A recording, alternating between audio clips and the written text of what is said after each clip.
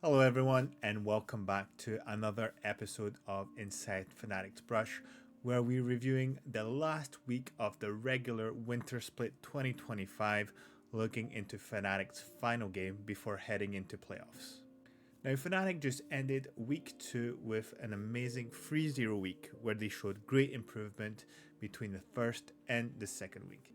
Now let's see what they've done for the third week and if they looked as strong, especially against two big teams, GX and Carmine Corp. To start the week, Fnatic faced GX and their old bot lane, Noah and June. Now GX had a rather good start to the season and fumbled a little bit in the second week, specifically against G2, who is showing a much better face recently. For the draft, Fnatic doesn't look to complicate things too much. They're going back to their successful picks like Ambessa, Maokai, and Kaisa, and we see another core care for Humanoid, which was a little bit touch and go last time. From the get-go, this game is a good definition of Fnatic's early game, where they take advantage and put all the resources into Upset, whether he be in the top side or the bottom side of the map.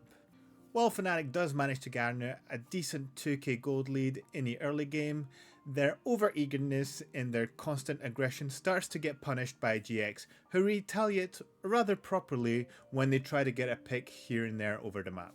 However, when it comes to contesting neutral objectives, Fnatic is probably the best in the league right now, every time winning over the team fights and just slapping their opponents with their wallets. This is particularly clear when Fnatic goes to contest their third Drake, win the team fight, go into Arakan and win the second team fight, pretty much doubling their gold lead and snowballing the rest of the game. From that point, it becomes very complicated for GX to play their game, as Fnatic transition very well this lead into the mid to late game, just push the map, get control of the towers and the inhibitor, and just close the game before 30 minutes. This was a great game from the whole team, from Razork being all over the map, to Oscarinin being as lethal as he can be on his patented Ambessa, and of course Upset, who's just showcasing that he's the best ADC in the league right now. Humanoid had a much better performance on his Corki, and of course Mickey X is always here at the right time, specifically always covering Oscarinin, as he's usually the subject of many dives since the beginning of the split.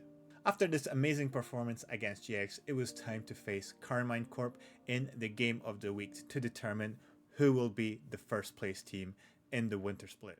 Once more, nothing too new on this draft, with Ambessa for Oscarinin and Upset on Kaisa once again. We get Razork on Vi, which we know is a very good and aggressive pick for him, but this time we get to see for the first time Humanoid on Aurora as a counter to Azir. Most importantly, Carmine Corp drafts Poppy, which is very smart against a very heavy engage Fnatic draft. Once more, Fnatic abuses Carmine Corp's very poor early game by taking advantage in the bot lane with a very good first blood on Kalist, the one guy they really want to shut down. On top of that, Humanoid almost plays his lane perfectly. First of all, avoiding to be the victim of the first blood, but also using Aurora's kit in a very smart way to avoid being Shurima shuffled by simply pressing R at the right moment. Unlike their other performances, Carmine Corp seems to be devoid of answers against Fnatic's aggression and just overall good map play. Once again, when it comes to playing around neutral objectives, Fnatic may lose some but always win the team fight that ensues. Once Fnatic was ahead, the name of the game was find Kalist and kill him. With all the engage tools, the Ambessa ult, the Vi ult, Aurora, and also Rakan being able to charm and get into the backline, it was impossible for him to play the game and have any relevance on his Ezreal pick. Arakan into Inferno Soul, and that's enough for Fnatic to close the game in just over 27 minutes. An absolute demonstration of dominance over the other team that was claiming for first place. This game was a clear statement of who Fnatic is currently as a team and showing Carmine Corp that there are levels to the league right now. Fnatic and the rest. Probably their most impressive game so far, and now to end the week, SK, who's currently bottom of the league. The 7-1 team facing the 1-7 team, frankly you couldn't have a more poetic ending to the regular split. More importantly, Fnatic seems to be going with a draft that prepares them for the fearless draft format going into playoffs, which is a very smart way to go into the next stage of the split. Unfortunately for the people at home, no Zed, so no content game this time. Instead, we get a Zyra in the jungle, Oscarnin picks Gnar, Yone for humanoid, and the bot lane always on something they're very familiar with. This was probably the most relaxing game to watch in the entire split, and even in recent years, as Fnatic just looked in control from the start to the finish. Even if SK looked to cheese a little bit in the jungle and force a lot of aggression onto Askarinen as usual, it felt like they didn't really have a response, whether with their draft that was a little bit weird to be honest, or even when it came to mechanics where Fnatic just had a clear advantage on them. Fnatic just played their game overall, taking control over neutral objectives and just outplaying SK over the entire map. This time we had a much more disciplined and controlled game, which to be honest felt really good, especially against a team that's at the bottom of the rankings. In the end, not much to say about this game to be honest. Everyone in the team played exceptionally well. Mickey X gets 19 assists, another deathless game for Upset, and Razork shows us why he's the best jungler in Europe right now, playing yet another champion at the highest level. Fnatic signed their second 3-0 week of the season, but most importantly set a record for the best number of wins since the new format at 8-1. What can be said about this regular split so far? In my opinion, Fnatic has shown the best growth out of the 10 teams currently from week 1 to week 3. From an absolutely terrible game in week 1 to just absolute caviar champagne League of Legends in week 3.